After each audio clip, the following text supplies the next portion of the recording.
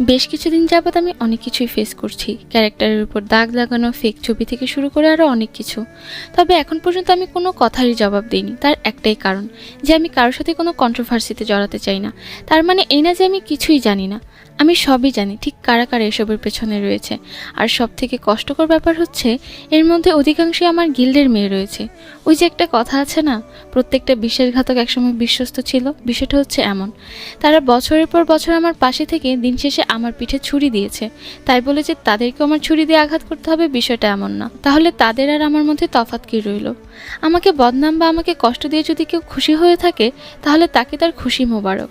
আর আপনাদের উদ্দেশ্যে আমার একটাই কথা থাকবে, গুজবে কখনোই কান দিবেন না। কারণ আমার চেহারা এতটাও খারাপ না যে আজীবন তো আমার লুকিয়ে রাখতে হবে।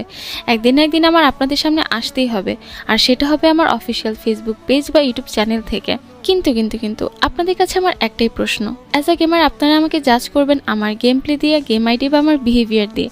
আমি তো কোনো নর্তকী বা ফ্যাশন ডিজাইনার না যে আমার ফেস ভ্যালু থাকবে, তাই না? যাই হোক, জানি না কে কীরকম ভাবে। সবাই ভালো থাকবেন, সুস্থ থাকবেন। শুধু বুকে উড়না থাকলেই হবে না, উড়না থাকতে হবে মাথায়। মেয়ে হতে হবে চরিত্রবান, লজ্জা থাকতে হবে কথায়। আর এখনকার মেয়েরা তো বিছানা থেকে উঠতে পারে না, নানান সমস্যার ব্যথায়।